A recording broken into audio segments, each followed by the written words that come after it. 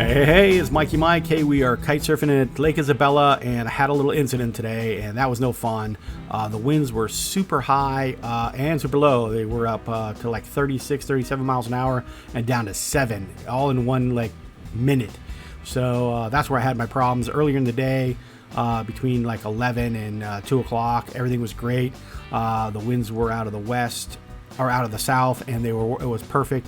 And then they got westerly, and they get a really gusty and a little crazy at Lake Isabella, and that's when you can have some problems, like I did. Working on the strapless surfboard, got a new surfboard. It's just about a 6'2", has a lot of flotation. I'm still 230 pounds, I think it was, maybe a little under that. But doing pretty good, just getting my feet up on the board and doing. I'm still a intermediate beginning kiteboarder, so I'm doing a lot better, that's for sure. But we all have issues, and it seems like I always have an issue with this place. But it was a year ago, or almost to the day, that I was kiting here, and I've been there quite a few times after that. But had a great first session here, or earlier sessions, and we're doing good. Winds were perfect, and I'm on the 14-meter Switchblade, and doing great. The kite's trimmed in because it was a little overpowered, but I'm not a light person, and we were moving right along, having a great time. So it was a lot of fun. Great time, great people camping. A bunch of buddies there, a bunch of local kiters, and people from Long Beach came up, and Milo and his wife came up with their jet ski. He has a surf sled on the back as well, so we got to one, rescue each other, and two, people got to practice like wing foiling and getting way downwind, and people grab them and pull them way back upwind, and rescue kiters and whatever happen to have, or just boards that were missing. We went and got them. So it was super fun to be able to do that, especially at Lake Isabella, because things happen every once in a while. But I'm doing really great on the strapless. I feel pretty comfortable. My strap surfboard is getting one of my fin boxes repaired, and it's so much easier strapless to me, because I got easier to move my feet around if needed. I mean, it's not easy to move your feet around, period, but I'm still trying to figure out how to take the weight off my feet to make the transitions a little bit better. I was trying to just do some carving turns on some of the swells and things like that. So, but I was having fun. It was great. Just mowing the grass, but having a great time. And coming up here is the next. Well, later in the afternoon, we went and had dinner and came back, and the winds changed, and that's when kind of all hell breaks loose again. So winds were coming out of the west this time. So quick launch and get out in the water. And we're going strapless once again. I did take the twin tip out today, and I did pretty good. I am definitely not a twin tip person, and I didn't do too bad, actually. So I was pretty surprised. But today's pretty much all about my kite falling out of the sky. So, and I got to shred my kite, which was no fun. So, but I did get rescued because Milo was there with his jet ski and his surf sled. That was awesome. So everything's going really well, and I'm on the 11 meter now because the winds were pumping. They were like 39 miles an hour ish, and but they were gusty, and they would drop down to 7 in a couple little lull areas. So I'm moving along here, and kind of when I get towards this little island over here, the wind kind of dies down for some reason, and I see that, so I dive the kite real hard to try to get some speed, or keep the kite moving. And I said, okay, that's not happening, so I'm going to turn around and go the other way, because sometimes the wind can just shut down.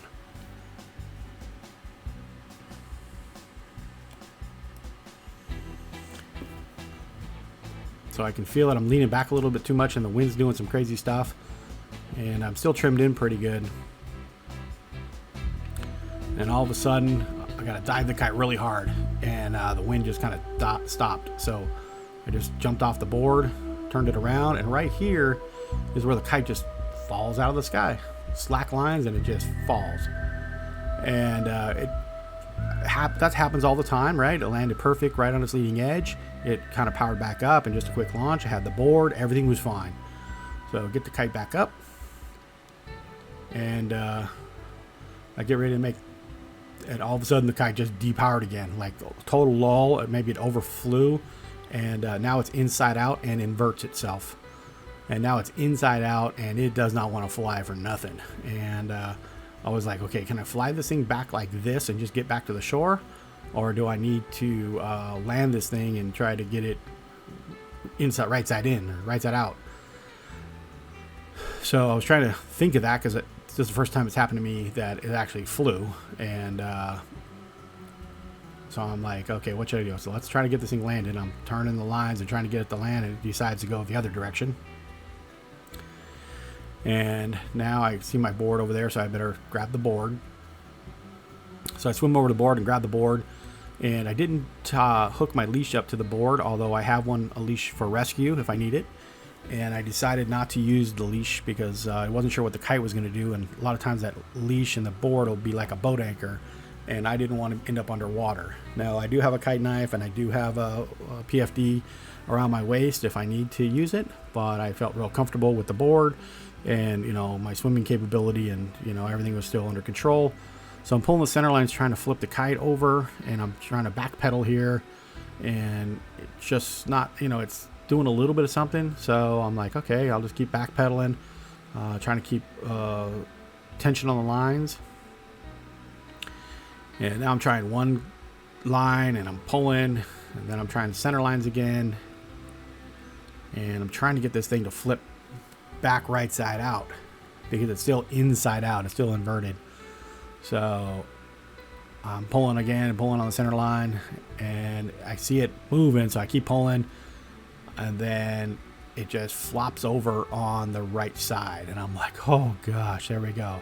And now it flipped around, and now it's perfect, and now it's going to fill up with air, and I'll think everything's good. So then I'll just have to relaunch the kite normally. So I still have the board, everything's good, I'm still feeling confident, and the kite still looks like it's in one piece. I haven't done any damage. So I'm like, okay, cool, at least from the outside. And then I go to relaunch the kite, and I didn't notice that one of the grips were twisted, and they had a line wrapped around it, so it was going to get into a mega death loop right here. So I quickly undo it, and then but by that time I had it was already into the tomahawk scene. It was going to start death looping on me, and I've seen that happen before, so I was like, okay. But now I'm getting ready to relaunch the kite, and I see the whole side of my kite ripped out because of that tomahawk action, because it wasn't like that before it hit that hard. Might have been on the verge of that, but it wasn't. So now the kite doesn't want to fly at all with the torn out tail or the torn out wingtip. So yeah, that's not good. And there was a jet ski guy, his name was Dave. He was right around the area there, and he's like, hey, you need some help? I said, yeah, just grab my board, and well, I'll figure this out. And I knew Milo was around, and his wife was kiting right there. She is right there. She was kiting right next to me, so she actually went back to the beach and grabbed Milo. He came out with the jet ski, and you can see him coming up here in a second. And the ski has a sled, which is super nice. So I just kept flying the kite in the sky, because I didn't know if I was going to be able to fly it back to the shore on the jet ski. So Dave drops the board off. I'm like, hey, thanks. I have a flotation device again, and so we'll figure this out, because I wasn't quite sure what to do with the board yet. So there's Milo. He's circling around. He's coming back around to have a quick chat, and he gets in front of me, and I'm like, okay, can we grab a hold of I just kind of left the board, and Dave picked it up and took it back. And I was like, hey, can I grab one of the handles and just fly it? And the kite just says, nope, I'm doing whatever I want to do. So we decided to just flag it out. So I flagged the kite out. And then we go into self-rescue mode. So I wind up the center line. And we'll save you a little bit of footage here, because I just, wrapping around the bar as soon as I pull it in. And I'm trying not to get tangled around the center line or wrap the lines around my hand, which would be a bad thing as well. The biggest thing is getting tangled up in the lines. That's what I don't want. So got the bar, wrapping the line around the bar. And Milo's out there. He's just kind of cruising around, waiting for me to get my stuff done. and kite's kind of flying through the air. It's super windy still. It's like, nothing to 40, which is kind of crazy. And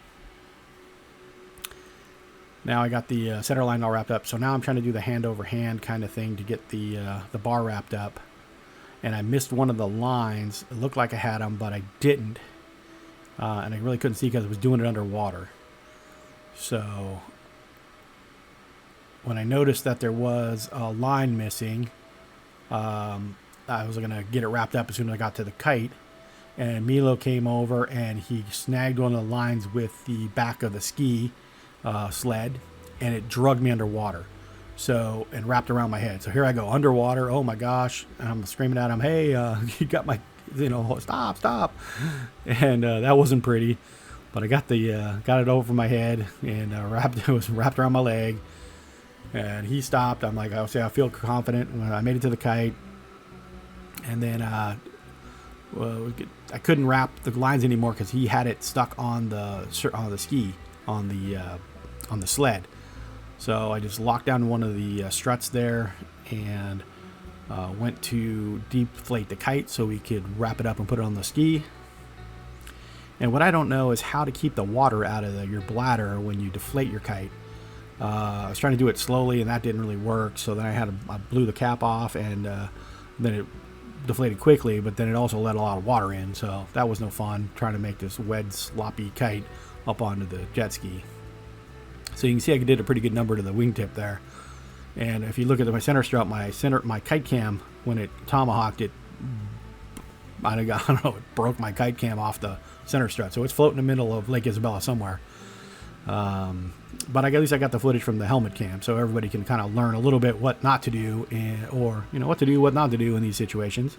Definitely be prepared. Have a PFD, have a kite knife, have a plan. We had rescue today, so that was part of the plan. Didn't really plan on this kite flying out of the sky, but it happens. So leave some comments down below. Hopefully this is helpful for some people, and a lot of people leave negative comments, but that's okay. As long as they're helpful, I don't really care one way or the other. This is my experience that I try to share with everyone.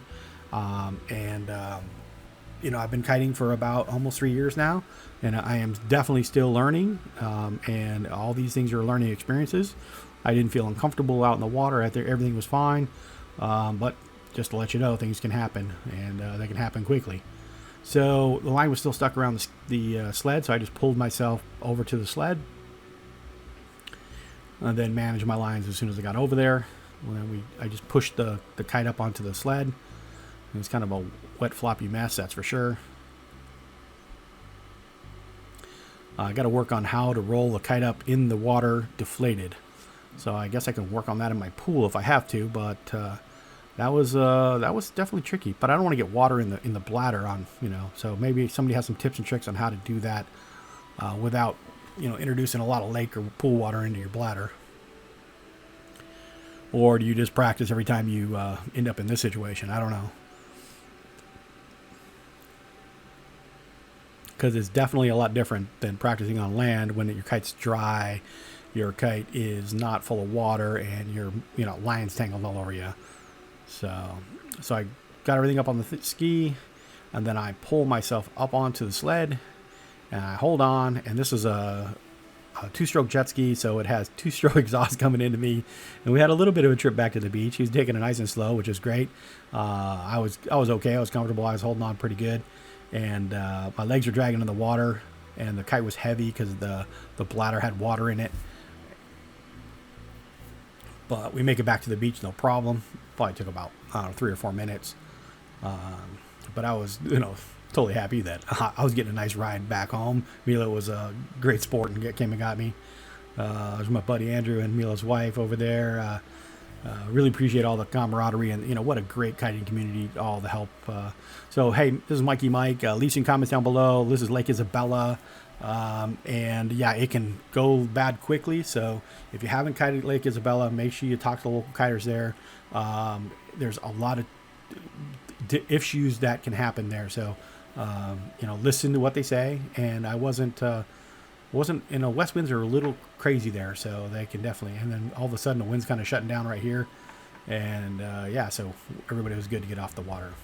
So all right, so make sure you smash that like button and leave some comments. All right, man. Peace.